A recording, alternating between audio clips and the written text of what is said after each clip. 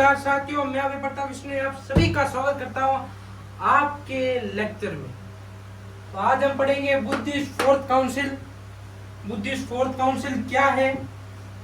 तो आज जब इसके ये हुई थी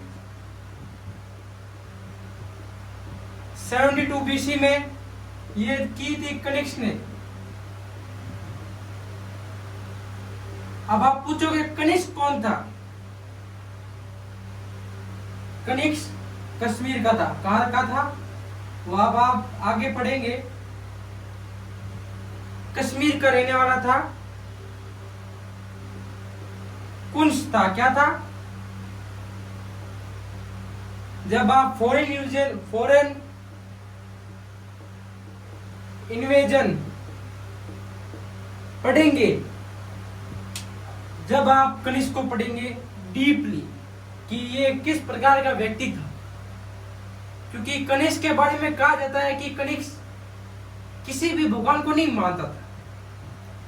लोगों को लगता है कि कनिष्क बुद्धिज्म में यकीन करता था, लेकिन मैं तो ये मानता हूँ, फिलोसोफर का यही कहना है कि वो नहीं मानता था भगवान को, क्योंकि जब उसके कॉइन मिलते हैं तो कॉइन में हर व्यक्ति की, उसकी हर भगवान की तस्वीरें मिलती है।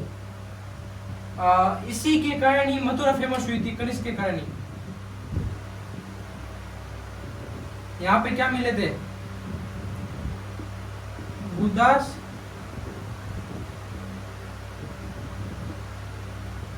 स्टैचू हुए, मूर्ति हुई, जो भी हुई बुद्धा के मिली थी मथुरा में, कनिष्क ने बनाई थी। जब उसके कॉइन मिलते हैं हुंस के टाइम के, तो वहां पर मैं बता देना चाहता हूं साथियों, ग्रीक के जो गॉड्स थे उनकी भी तस्वीरें मिलती है। तो जो हिंदू गॉड्स थे, हिंदू जो गॉड्स थे उस समय, उनकी भी तस्वीरें मिलती है। तो आप ही भी सोचे, जो आदमी हिंदू को मानता हो, बुद्धिज्म को मानता हो और ग्रीक को धर्म को मानता हो, मतलब वो किसी भी धर्म को नहीं मानता, समझ लीजिए आप। तो हम डाइवर्ट नहीं होते हैं। कुंडा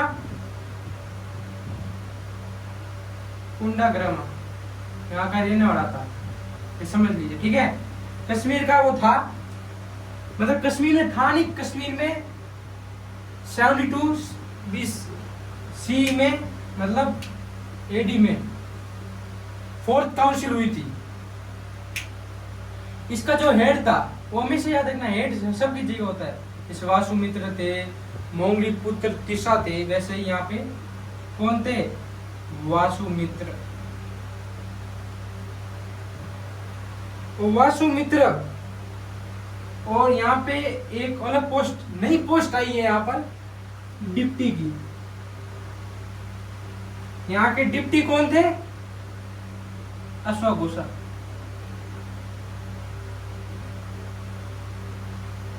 जिन्होंने क्या लिखी थी? बुद्ध चरित्र और संदरानंदा। ये जो संदरानंदा है वो बहुत ही गजब की कहानी है। आप पढ़ेंगे जब आप पता चलेगा।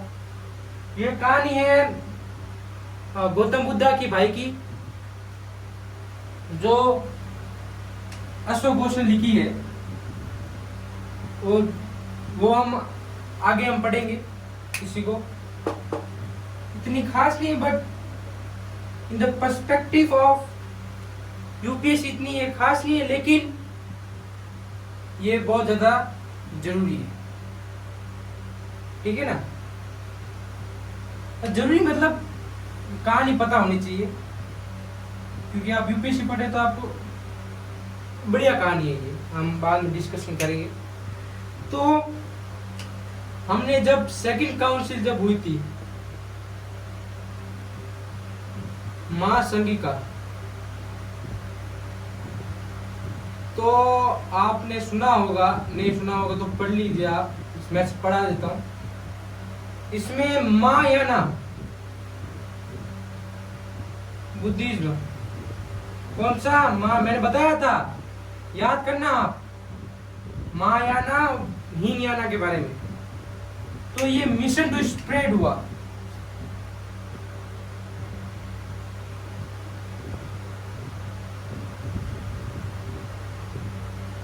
और सुनिए,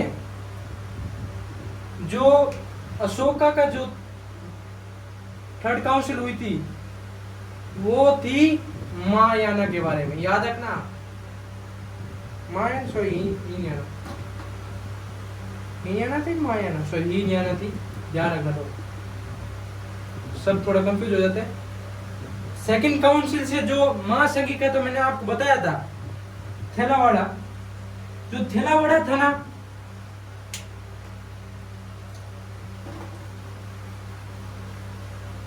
जो थेलावाड़ा था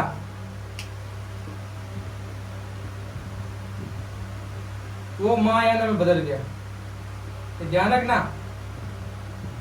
को यूपीएससी में पूछ ले आपसे कि थेलावाड़ा कहाँ गया, ये आज भी स्थित है, आज भी स्थित है महायाना, ठीक है ना।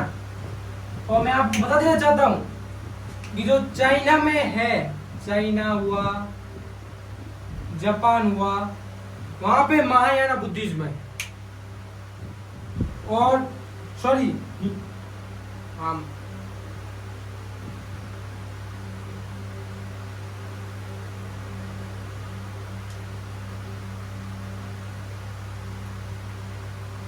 महायाना बुद्धिज्म सही में, महायाना बुद्धिज्म है। और जो हीनयाना बुद्धिज्म है, हीनयाना का ये कहाँ है? इंडोनेशिया। मतलब मैं आपको बता, मतलब ये है कि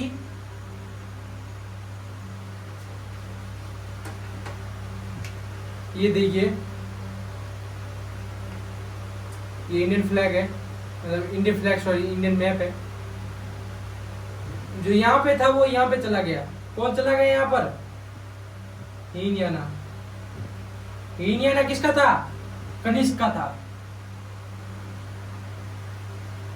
सिर्फ कनिष्क का क्या है यार, कनिष्क का नहीं था, हाँ कनिष्क का था।